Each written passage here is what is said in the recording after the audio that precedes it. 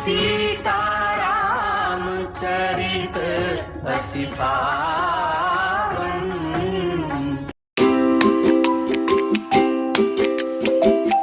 जय जय सीताराम।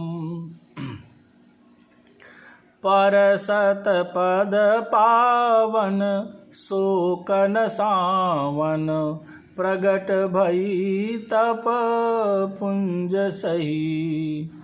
देखत रघुनायक जन सुखदायक, सन्मुख होई कर जोरी रही।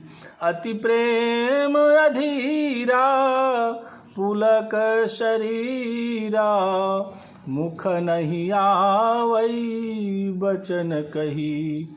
अतिशय बड़ भागी चरणन लागी, जुगल नयन जलधार बही। श्री राम जी के पवित्र और शोक को नाश करने वाले चरणों का स्पर्श पाते ही सचमुच वह तपोमूर्ति अहिल्या प्रकट हो गई। भक्तों को सुख देने वाले श्री रघुनाथ जी को देखकर वह हाथ जोड़कर सामने खड़ी रह गई। अत्यंत प्रेम के कारण वह अधीर हो गई। उसका शरीर पुलकित हो उठा, मुख से वचन कहने में नहीं आते थे। वह अत्यंत बड़भागिनी अहिल्या प्रभु के चरणों से लिपट गई और उसके दोनों नेत्र जल अर्थात प्रेम और आनंद के आंसुओं की धारा बहने लगी।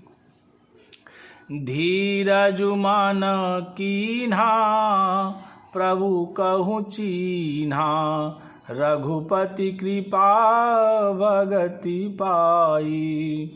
अति निर्मल बानी अस्तुति ठानी, ज्ञान गम्य जय रघुराई। मैं नारी पावन प्रभु जग पावन, रावण रिपु जन सुखदाई। राजीव बिलोचन भव भय मोचन, पाहि पाहि सर नहीं आई। फिर उसने मन में धीरज धरकर प्रभु को पहचाना और श्री रघुनाथ जी की कृपा से भक्ति प्राप्त की। तब अत्यंत निर्मल वाणी से उसने इस प्रकार स्तुति प्रारंभ की। हे ज्ञान से जानने योग्य श्री रघुनाथ जी, आपकी जय हो। मैं सहज ही अपवित्र स्त्री हूँ और हे प्रभु, आप जगत को पवित्र करने वाले, भक्तों को सुख देने वाले और रावण के शत्रु हैं। हे कमल नयन, हे संसार अर्थात जन्म मृत्यु के भय से छुड़ाने वाले, मैं आपकी शरण आई हूँ। मेरी रक्षा कीजिए, रक्षा कीजिए। मुनि श्राप जो दीन्हा, अति भल कीन्हा, परम अनुग्रह मैं माना। देख्यूं भरि लोचन हरि भव मोचन, इहै लाभ शंकर जाना। विनती प्रभु मोरी मैं मति भोरी, नाथन मागऊं बरयाना। पद कमल परागा रस अनुरागा, मम मन मधुप करे पाना। मुनि ने जो मुझे शाप दिया सो बहुत ही अच्छा किया। मैं उसे अत्यंत अनुग्रह मानती हूँ कि जिसके कारण मैंने संसार से छुड़ाने वाले श्री हरि को नेत्र भर कर देखा। इसी आपके दर्शन को शंकर जी सबसे बड़ा लाभ समझते हैं। हे प्रभु, मैं बुद्धि को बड़ी भोली हूँ, मेरी एक विनती है। हे नाथ, मैं और कोई वर नहीं मांगती, केवल यही चाहती हूँ कि मेरा मन रूपी भंवरा आपके चरण कमल की रज के प्रेम रूपी रस का सदा पान करता रहे। जेहि पद सुर सरिता परम पुनीता, प्रगट भई शिव शीस धरी।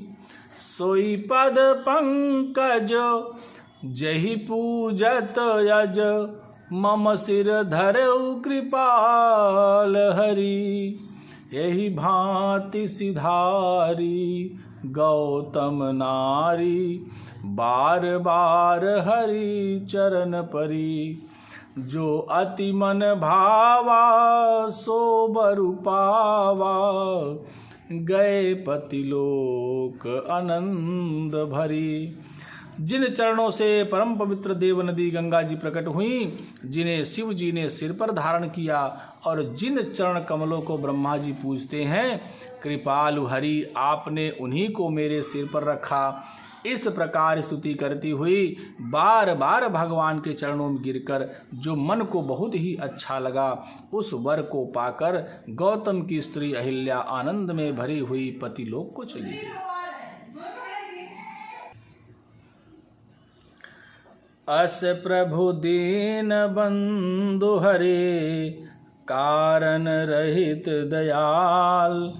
तुलसीदास सठ तहि भजु, छाड़ कपट जंजाल।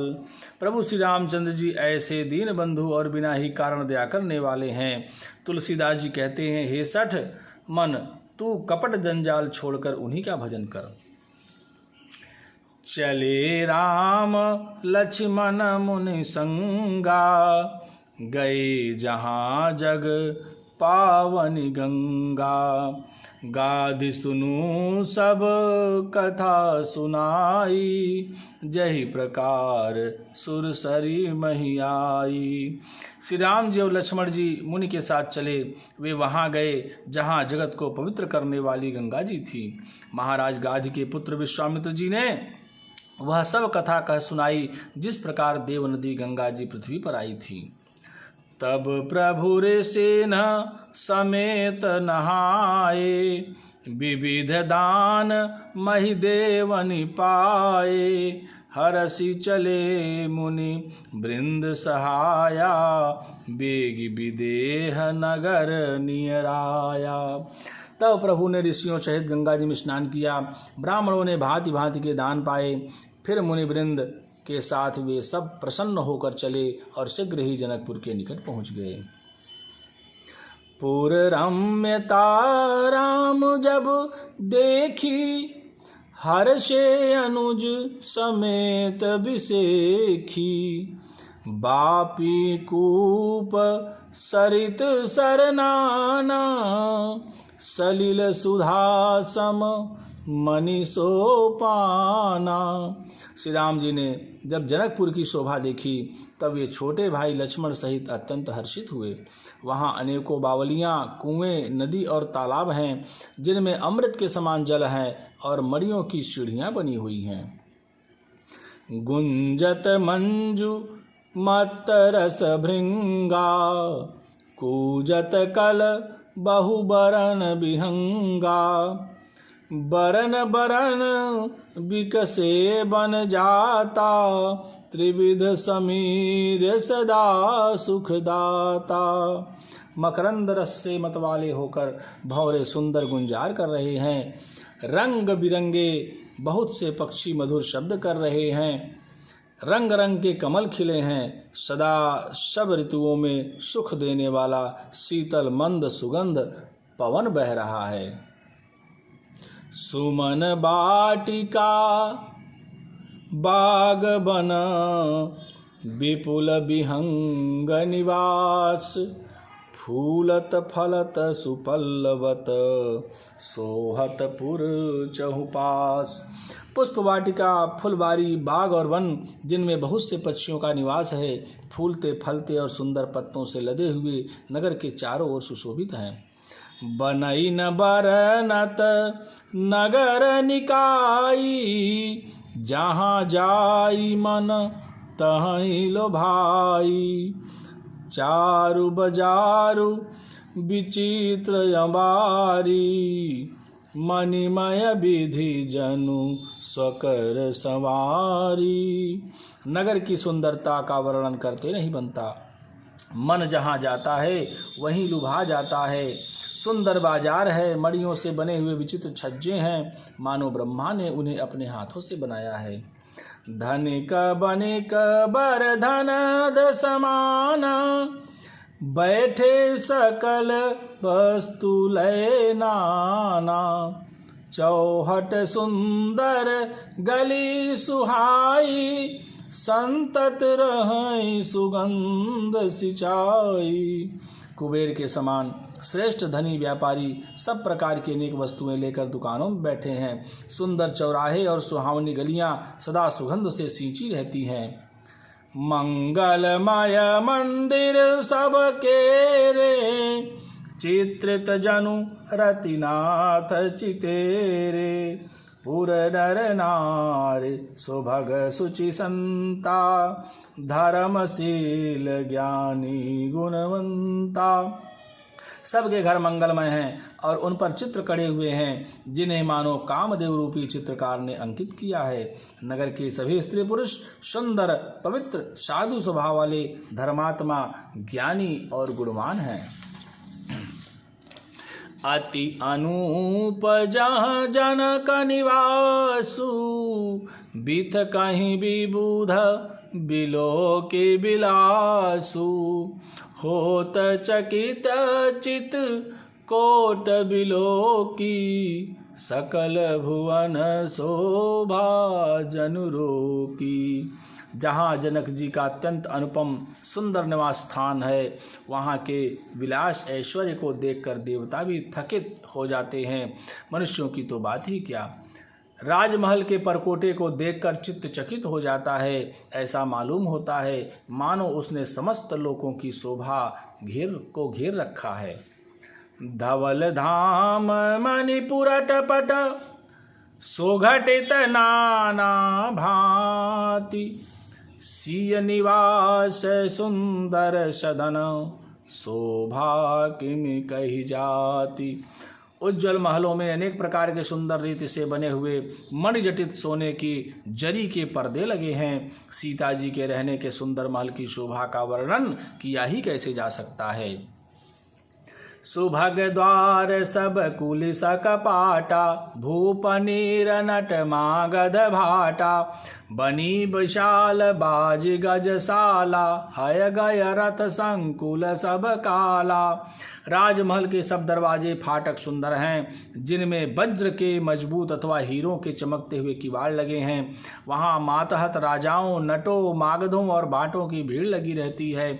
घोड़ों और हाथियों के लिए बहुत बड़ी बड़ी घुड़शालें और गजशालाएं बनी हुई हैं, जो सब समय घोड़े, हाथी और रथों से भरी रहती हैं। सुर सचिव से नप बहु तेरे, निपगृह सरिस सदन सब केरे। पुर बाहिर सर सरित समीपा, उतरे जहाँ तहाँ विपुल महीपा। बहुत से सूरवीर मंत्री और सेनापति हैं, उन सबके घर भी राजमहल सरीखे ही हैं।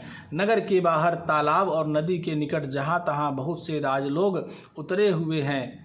देखी अनूप एक अवराई, सब सुपास सब भांति सुहाई। कौशिक कहूँ मोर मनुमाना, यहाँ रहूँ रघुबीर सुजाना।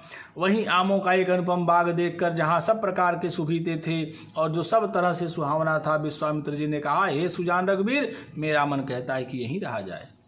बल ही नाथ नहीं कही कृपा निकेता, उतरे तह मुनि वृंद समेता। विश्वामित्र महामुनि आए, समाचार मिथिलापति पाए। कृपा के धाम श्री रामचंद्र जी बहुत अच्छा स्वामिन कहकर वहीं मुनियों के समूह के साथ ठहर गए। मिथिलापति जनक जी ने जब यह समाचार पाया कि महामुनि विश्वामित्र आए हैं, संग सचिव सुचि भूरि भट, भूसुर बर गुर ज्ञाति।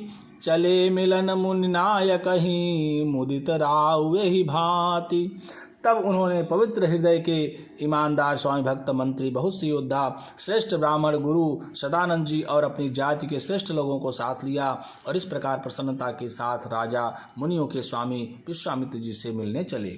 पवन तनय संकट हरन, मंगल मूर्ति रूप। राम लखन सीता सहित, हृदय बसहु सुरभूप।